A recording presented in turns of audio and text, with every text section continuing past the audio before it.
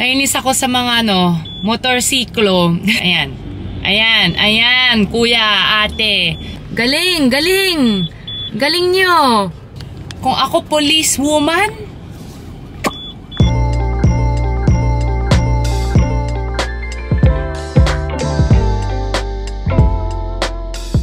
alam nyo, pag nagta-drive kayo dito sa Pilipinas, dapat malakas ang loob mo. As in, show the teeth. Show that you're the boss. Kasi if you show any moment of hesitation, they will step on you. Hello! So, nandito ako sa car. Nasaan ako? McKinley Road going to BGC. And nainis ako sa mga motorsiklo. Kasi they are passing, taking over on my left. Sa harap, it's the other way. Gusto nyo ba mamatay? Masasagasan kayo yung mukha, oh. Tingnan nyo. Pumunta akong left para hindi sila makapunta. Why don't they go in the middle on the right? This is dangerous. Tingnan nyo. Oh. Ayan. Ayan, kuya, ate. Ayan, dapat dyan kayo sa sa gitna. Kasi, as in, kung kunyari, hindi mo nakita, ito, may malaking truck. O yan, wala na. Patay ka na. Oh, kasi namamadali ka. Kakainis. Ayan na naman ito, matigas ulo. Nag-take over on the left, tapos may kotse. Nakakainis sobra. Yan lang. Gusto ko lang ma-share ng frustration. But to be fair, driving in Manila isn't that hard. It's just, tinan nyo ito, ang dami nila. Oh, tinan nyo. Ayan. Ayan. Yan. Galing, galing. Galing nyo. Ayan, isa pa. Oh, yan. Oh, go. Go, okay, baliktad. Go! Yeah. Nasa sila? Other way ng road. Kung ako police woman, amount. Ayan, ambulansya. Tapos lahat ng mga motor, pupunta sila dyan. Oh my God. Stressful!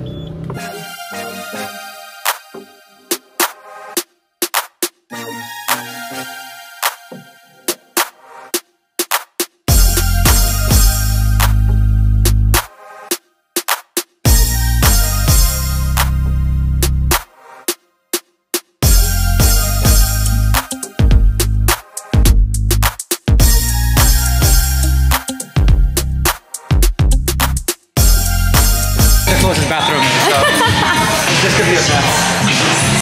Okay. Vibes muna. I'll go picture muna kasi sisirain ko yung mo. You wanna get it? You? Oh yeah. Bomba, pang chocolat in Manila. Pang chocolat in Arabica.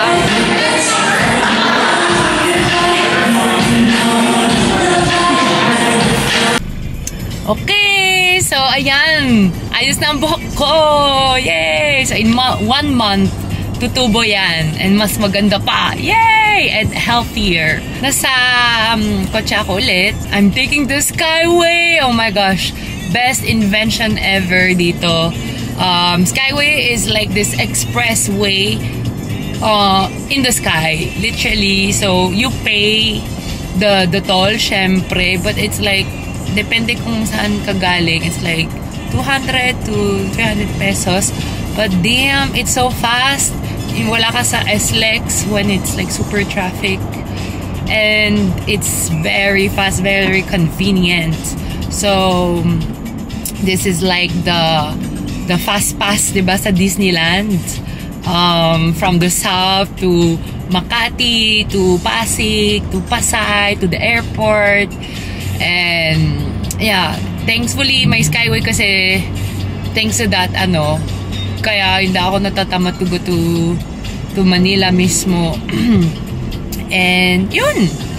So, right now, taking the Skyway from Las Piñas to go to Pasay and have lunch with some friends. So si Natalie, Filipina-French content creator and businesswoman, and then her friend whose boyfriend is a YouTuber that I met online on YouTube. He's like Algerian from Canada, and he makes reaction on music, pop culture, and he reacted on my video with my dad kasi nga Filipina-Algerian. So we've been friends online, and so we're finally meeting in real life after pandemic, after all of that, and he's now in Manila with his girlfriend. Yoks, congrats! And yun, we're gonna have a fun lunch. And yun, I'm late. Sorry guys. Kasi ka, nagpaano ako, ayos ng book this morning. But, yun lang, 20 minutes late. Kaya yan. Okay lang yan. Okay, kita-kits. See you at the lunch.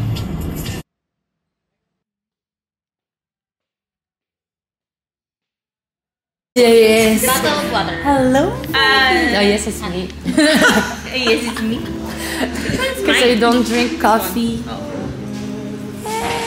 What makes you not drink coffee? That's a very important question because I'm French. my friendship is based on coffee. Yes.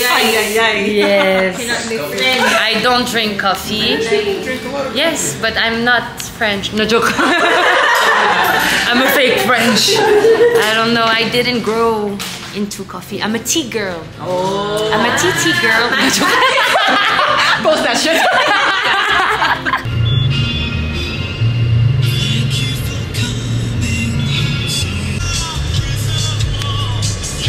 Alam nyo, pag nagta-drive kayo dito sa Pilipinas, dapat malakas ang loob mo. As in, show the teeth. Show that you're the boss. Kasi if you show any moment of hesitation, they will step on you. So like, kung nasa lane ka, tapos you're going on toll, right? Tapos, meron gusto sumingit, ganyan, hindi. Diretso ka lang. Kasi kung hindi, ayan, hanggang doon pa, nasa likod ka pa. So, dapat malakas yung loob mo. Tapos, very confident ka rin. Pag nagmamaneho. Pag nagmamaneho. Kasi, pag nag-hesitate ka, dyan pwede maging dangerous. Kaya, for me, driving is like a good way to be even more assertive and confident in making choices, diba? So like, you have to choose kung anong ETC toll gate kukunin mo. Then once you choose, you stick with it, diba?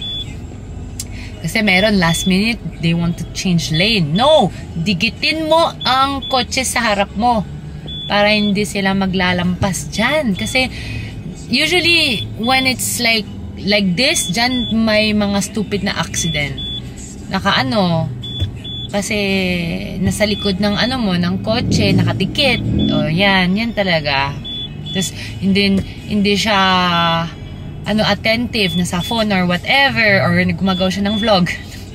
Actually, don't do that when you drive, but hindi siya attentive, and then sa harap nag-preno, hindi niya nakita, boom! Stupid! So kaya dapat very reactive. All angles. Dapat in-anticipate mo na, alyan, itong kotse, ganyan, magabante. Itong tao, ay, nakita ko siya. Siya, magka-cross. Ay, ito yung bird, magpa-fly dyan. Ay, ganyan. Dapat very, you anticipate a lot of scenarios. Kaya nakakapagod rin mag-drive because your mind, your brain is always reactive, always like working. Pero at least, at the end, matapang ka. Nakakatapang mag-drive dito sa Manila. Part of my education yan. To be a Filipina.